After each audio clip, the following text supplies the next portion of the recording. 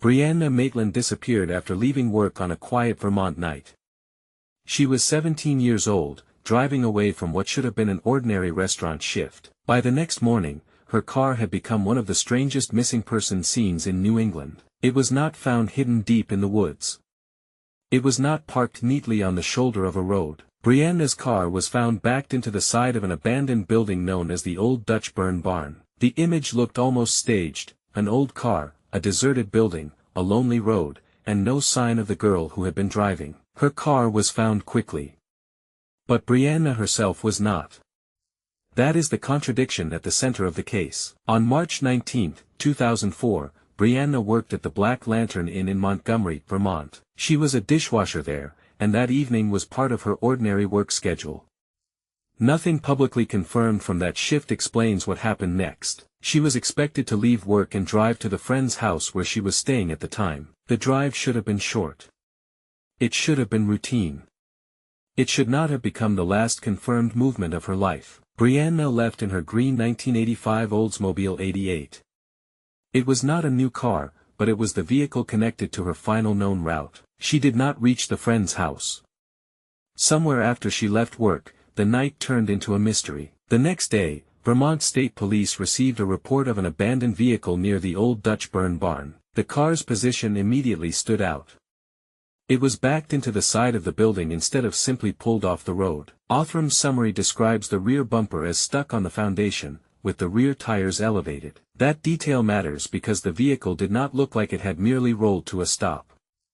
It looked trapped. The car doors were unlocked, but the keys were missing. That combination created one of the case's most persistent questions. If Brianna left the vehicle on foot, why were the keys not found with her or near the car? If someone else took the keys, then someone may have had control of the scene after the car became stuck. Inside the vehicle were 2 unopened paychecks from the Black Lantern Inn. They were still addressed to Brianna. Those paychecks tied the car back to her final shift. They also suggested she had not simply moved on into a new life. The car was found, the paychecks were found, and the scene was visible from a rural road. But the driver was gone. At first, the scene was treated like an abandoned car, not immediately as a missing person emergency. The Oldsmobile was towed away. That early decision later became painful because the location would become central to Brianna's disappearance. Evidence is always easier to protect before everyone understands the scene matters. In this case, that understanding came too late. Brianna was not reported missing until March 23, several days after she vanished. Her parents, Kelly and Bruce Maitland, eventually contacted police because they could not account for where Brianna had gone. They were shown a photograph of the car found at the Old Dutchburn Barn. They recognized it as the vehicle Brianna had been driving after work. At that moment, the abandoned car became personal. A strange rural crash had now become the visible center of a missing teenager's case. The location created another question: why would Brianna's car be there at all? The barn was close to her route, but the final position did not explain whether she stopped by choice, panic, accident, or force. Some people believe the car's position suggests she may have tried to back away quickly from danger. If she was being blocked or threatened, reversing could have been an instinctive attempt to escape. But that theory still leaves unanswered details. What was in front of her? Who was there? Why were the keys gone? Another possibility is that the car became stuck accidentally after a mistake on the road. But a simple accident does not explain why Brianna did not seek help, return to the road, or contact anyone afterward. The scene also raises the possibility of staging. Maybe the car's strange position was meant to confuse investigators. But staging requires time, control, and risk. Whoever did it would need to manipulate the vehicle without leaving a clear public trail. That is why every explanation starts to bend under pressure. Each one explains part of the scene, but none explains all of it. The missing keys are especially difficult. In many missing car cases, keys help show whether someone left by choice or force. Here, their absence keeps both possibilities alive. Brianna may have taken them, or someone else may have removed them. The unlocked doors add another layer. They suggest the car was not secured by someone calmly walking away. But an unlocked car can mean many things: panic, haste, interruption, confusion, or someone returning after the driver was gone. Police later returned to the area around the barn for a K-9 search. During that search, an item of interest was collected from the ground near where Brianna's car had been found. That item became important years later because DNA was recovered and eventually tested with newer technology. At first, investigators did not know whether the DNA would lead anywhere. Old evidence can be useful, but it can also be misleading. A public roadside area can collect unrelated DNA. People pass through, stop, discard items, or leave traces without being connected to a crime. For years, that evidence did not publicly solve Brianna's case. It remained a possible lead, not an answer. Then, in fall 2020, Vermont State Police sent DNA evidence to Othram for advanced testing. Forensic genetic genealogy gave investigators a new way to identify the source of the DNA. In 2022, Vermont State Police announced that the DNA source had been identified, but police were careful. They said identifying the source did not mean a suspect had been identified. That difference is important. A DNA source may explain who touched an item, but not why the item was near the car. It may close one door. It may open another.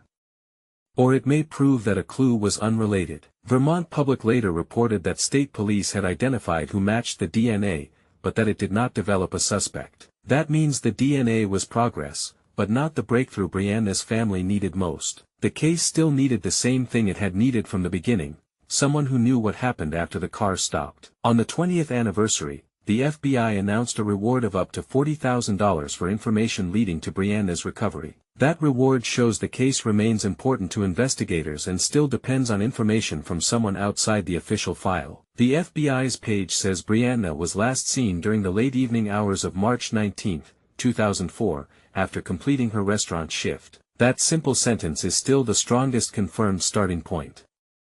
Work ended. She left. Then something happened before she arrived. The broadest theory is foul play. Brianna's disappearance no longer looks like a simple runaway case. Her car was disabled, her keys were missing, her paychecks were left behind, and no confirmed later life has been found. But foul play is not one theory. It is a category that contains several possible versions. One version is that someone followed Brianna after work and forced her to stop near the barn. A following vehicle could explain fear, panic, or a sudden attempt to reverse away. But that version still depends on a vehicle or witness that has never publicly solved the case. Another version is that Brianna stopped for someone she knew. This could explain why she might pull over without immediately seeing danger. A familiar face can lower a person's guard. If the person turned violent or forced her into another vehicle, the scene might have unfolded quickly. That theory also fits a painful possibility: someone close enough to be trusted may have carried the truth for years. A third version is that Brianna stopped because something blocked the road or forced a quick decision. Under that theory, the car's position near the barn may show the result of a failed escape or sudden maneuver. The problem is that no public evidence clearly identifies what blocked her or who was waiting there. Some rumors over the years have focused on local drug activity or people Brianna may have known. Those rumors appear often in public discussion, but they must be separated from confirmed investigative facts. A rumor can suggest a direction, but it cannot replace evidence, a confession, a body, or a verified final sighting. Another rumor category involves serial killer theories. These theories are common in unresolved disappearances, especially when the victim is never found. But law enforcement confirmed facts matter more than internet pattern matching. Similar fear does not prove the same offender. For Brianna's case, the strongest confirmed facts remain narrow and physical: the shift, the car, the barn, the missing keys, and the absence. That narrowness is exactly why the case has lasted. There are enough clues to disturb people, but not enough to close the story. The Old Dutchburn Barn became more than a location. It became the image everyone remembers. A barn is supposed to be still, empty, and ordinary. Brianna's car turned it into a symbol of interruption. The vehicle looks like a frozen moment, as if something happened in motion, then stopped before anyone could understand it. That is why the scene keeps pulling people back. It seems to contain an answer without revealing what the answer is. If Brianna left the car alive, where did she go? If she ran into the darkness, why was no trace found nearby? If someone took her, where was the vehicle, and why did no one come forward with the decisive sighting? If the scene was staged, who staged it, and what were they trying to make investigators believe? Every question returns to the short stretch between the Black Lantern Inn and the Old Dutchburn Barn. It was not a long route. That is part of what makes the disappearance so frightening. A person can vanish on a long highway and seem swallowed by distance. Brianna vanished in a very small window. That small window suggests speed. Whatever happened may have happened quickly, before anyone understood she was missing. The early delay made everything harder. By the time the disappearance was fully understood, the original scene had changed. Weather, traffic, curiosity, towing, and time can all damage the cleanest version of a scene. Investigators could still work the case, but the first hours were already gone. That is one of the quiet tragedies of the case. The car was visible, but Brianna's danger was not recognized fast enough. For her family, the investigation is not just about theories. It is about living with a disappearance that never becomes past tense. Every anniversary repeats the same absence. Every update offers hope, but also reminds them that Brianna has still not been brought home. The DNA announcement in 2022 gave the case movement. The FBI reward in 2024 gave it renewed attention. But movement and attention are not the same as an answer. The answer would mean knowing whether Brianna died near that barn, was taken away, or survived long enough to leave the scene. It would mean knowing who, if anyone, was with her in the final confirmed minutes. It would mean replacing speculation with a timeline that can finally stand on evidence. Until then, the case remains suspended between the things found and the person missing. The car was found. The paychecks were found. The building was found. The route was known, but Brianna was not found. And without her, every object becomes more haunting than helpful. Brianna Maitland left the Black Lantern Inn on March 19, 2004. The next day, her Oldsmobile was found backed into the Old Dutchburn Barn. That discovery should have been the beginning of the answer. Instead, it became the image that keeps the mystery alive. More than 20 years later, investigators still ask for information, and her family still waits for the truth. The question remains painfully simple, because the distance was so short. What happened to Brianna Maitland between the restaurant parking lot and the old barn?